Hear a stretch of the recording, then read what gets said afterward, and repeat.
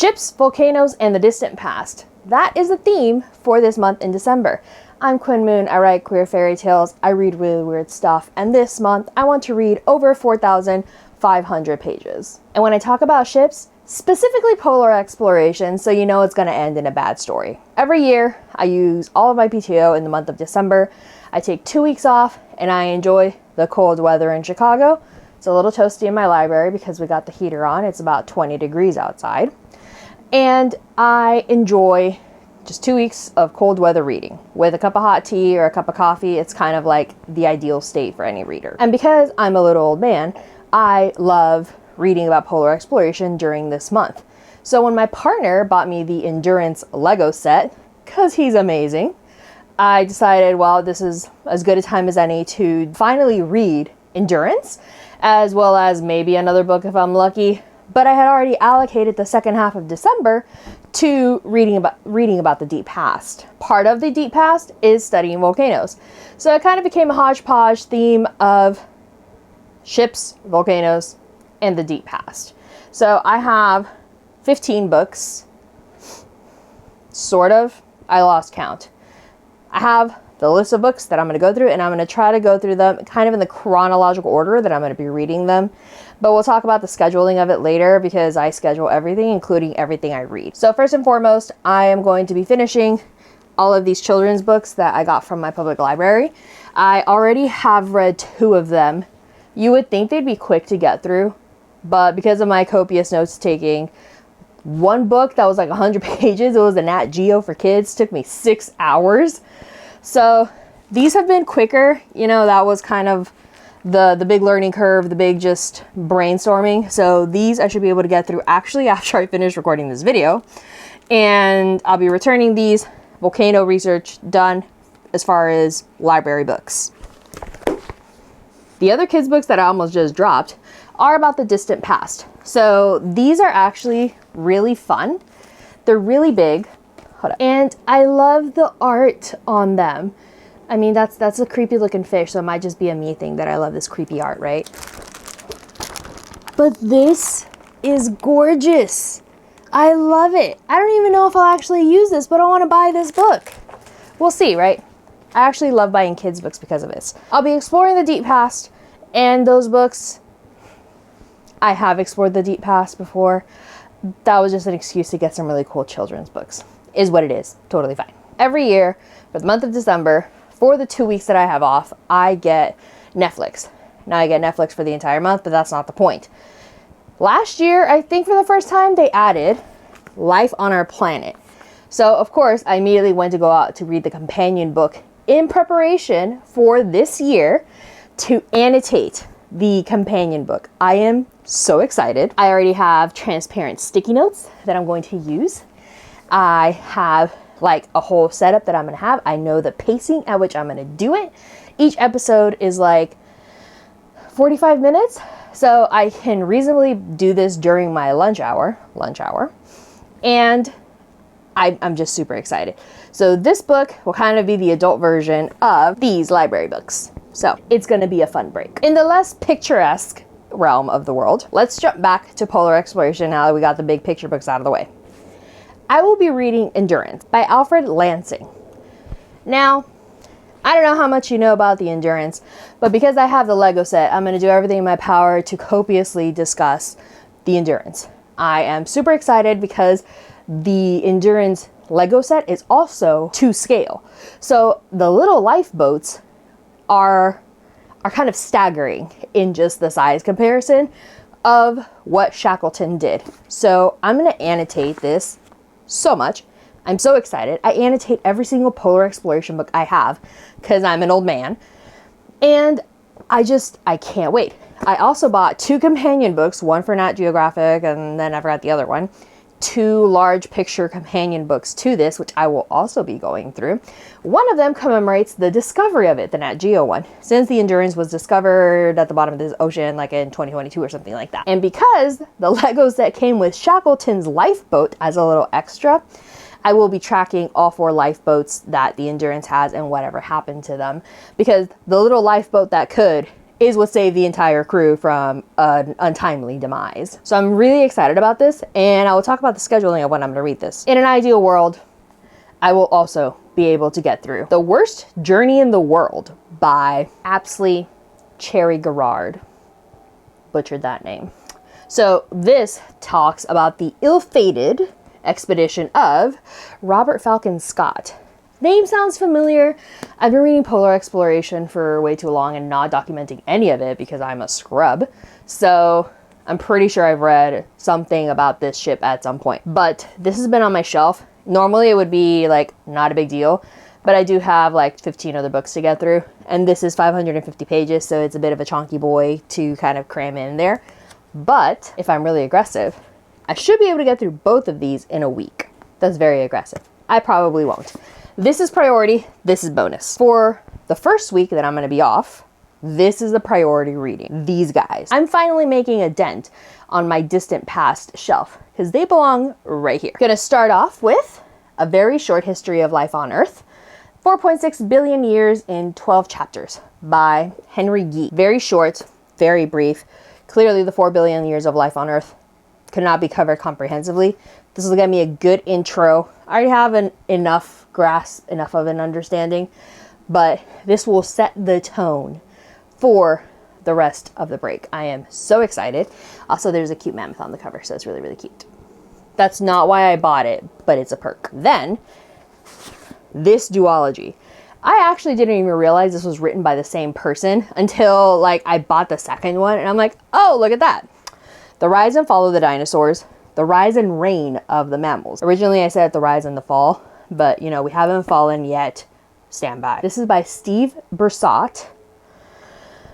I butcher all names, I'm sorry. And I know for a fact the Folio Society has a really nice artistic version within like dual page spreads of this one. Depending on how much I love this, because I'm going to annotate both of these, I might actually buy the Folio Society one, because who doesn't like cool dinosaur art? I do. So these three are the priority for the break. If I get through nothing else, I must get through these three. These have been like on my mind. Now, because I've also been on that volcano binge, I decided these two would make the most sense. Life and Earth by Richard Forty. I hope I didn't butcher that. These talk about the very, very early life. I think this is right before plants really took off and like the ocean formed. This talks about the natural formations of the world. We get to tour the world with the mountains, the larger landscape formations. This is the world is a giant ball of sulfur. I think this will be really fun to pair. Now, this guy also has a third book called Trilobite. And it's about the world from the perspective of a trilobite. Now, if you know the trilobite was around for millions and millions of years, way too long for it to never have changed shape. So shame on me, I should have gotten that one too, but it's okay. I'll read that like next-ish year. Or if I'm like a super overachiever, I'll try to buy it this year. But these two are also on the list. To recap, we got these five. This guy is a total bonus. If I get to it, great. If I don't, great. When Life Nearly Did Not Make It by Michael Benton. I'm pretty sure I did not butcher that one. This book focuses on the Permian extinction. Now, I've heard mixed reviews about it, but this was one of the few books that kept recurringly popping up when I was looking up the Permian extinction. That wasn't like a paleontology textbook or geological textbook or something like that. So I'm ready to give it a shot. I'm pretty sure I'll enjoy it because I think it's fascinating to think not only on the scale of time that it takes for the planet to recover 95% of the world going extinct, but to understand the true impacts on life before and after. This is a super bonus. If I'm awesome and I get to it, great. If not, I will definitely be picking this up maybe Q4 2025. Yes, I do plan all of my books like way in advance, but that's not the point. So super bonus. And because I had decided before I remembered that I had all of these other books to get through, I got some dark fantasy. So I'll be tackling Slewfoot by Brom. I don't know how I feel about this one. I want to like it. It has gorgeous art. And he has another book out. My issue, if it's not obvious, is that little extra bit. I don't like that it's going to stick out on my shelf. So before I buy it, which I happily will if I do like it, I first want to make sure that I like it. So I'm reading it this weekend, and I also got the audiobook because I have to knock this out, otherwise I'm going to fall behind. So I have the audiobook and the paper and the hardcover to hopefully be done with it before this Monday, because this Monday I have to start endurance. Otherwise, the month's looking dire. This book, Grimmer Noir, is a little graphic novel for young adults, and it's super cutesy. The art is very lovely, and it was fun. It was about a little witchy town, you know, kids go missing, nefarious things happen, so this kid has to go and solve the mystery. It was very fun, very fluffy. It did tackle some dark subject matter, but it didn't go too deep, right? So I would say this is still very young adult. It was really fun. I read it in, what, 2-3 hours, and that's only because I'm a slow reader. So I did get through this already. 1 book down, 14 to go. Now, because I'm an overachiever, I decided I'm going to kick off my 2-week vacation with none other than Kingfisher. Now, shame on me. I have quickly come to find out anything Kingfisher even looks at is probably my jam. Shame on me for not buying this book sooner, but I finally did. It's like 120 pages. So this is going to be a reread because I'm not happy with the lack of annotation that I did. I wasn't in the groove, right? So I'm going to re-annotate this one. Possibly one of my most favorite books of all time. 5 out of 5. I don't take that lightly. And then I'm going to read this one just because I know the best way to kick off a reading break is by starting with books and authors that you know for a fact will always show up. Kicking off my 2 weeks with Kingfisher. The goal is to read this either in one day or in a single weekend. Otherwise, again, just timeline is going to go bunk. And because there wasn't enough on my plate, I want to read about Studio Ghilbi. This is a business memoir of the actual studio. This is a behind the scenes of a man that worked with the studio, and it's his findings, the way it works. I read almost anything about Studio Ghilbi. I have 2 books on Hayao Miyazaki's work specifically. I'm realizing that he's probably my hero. So I read anything and everything about Studio Ghilbi. This is an analysis of the founders and their early works and their output. They're both short. I don't expect this to take me forever. I will be annotating and taking notes just because I'm humbled, fascinated, and in awe of the legacy that Studio Ghilbi has left. And I want to understand more. Will the magic leave once I know how the sausage is made? Not too sure, right? Hayao Miyazaki hasn't had any scandals, neither has Studio Ghilbi. If people have difficult personalities, they're creatives. Anybody that has a creative in their life know we're pretty difficult people, right? I'm going into this with a pretty open mind. I'm pretty sure if these two were lists of every cardigan and every color that Hayao Miyazaki and Isao Takahata were, I would enjoy them just the same. So really take what I say with a grain of salt. But I'm super looking forward to these. These are just going to be fun extra books, not optional extra that I will have to fit into my schedule. I'm also reading 1 additional book for book club. My other book club isn't meeting this month, but that one is Amusing Ourselves to, and it's a very dire and unfortunate book. I'm enjoying it, but it really shows how the literacy level of this country has fallen, and it's a little disappointing to really see it in literal black and white. It's good. I'm looking forward to the discussion around it. Definitely much different than what I'm reading, so I'm really happy about the change in pace. And because on Sundays I puzzle, I'm actually going to be doing a ship puzzle in the spirit of the theme of this month of ships. I have a ship puzzle that I'm super excited about. I will be listening to 1 rom-com and reading a second. I just finished The Nightmare Before Christmas. I'll be posting that vlog in it. I'll be posting that vlog this month. Just right. So I kind of need a fix of, I want my Sundays, my puzzling days, my relaxing days, because every Sunday is my vacation day. I want to read just a fun rom-com. And I love listening to the audiobook while I puzzle. Because I want to finish the ship puzzle, I figured I have 1 audiobook ready that I'm going to start listening to in 2 weeks because my schedule won't allow for the Sunday. I should finish that puzzle in 2 weeks. That'll leave the 3rd Sunday of the month. the last Sunday of the month, to read the other rom-com, which I haven't named yet, which is kind of silly. Hold up. So I will be listening to How to Excavate a Heart by Jake Arlo, and then I will be reading The Geek Who Saved Christmas by Annabeth Albert. Because of how The Nightmare Before Christmas ended up just derailing, I really needed something to fix that. So I'm like, well, rom-com-y, Christmassy theme book sounds fine.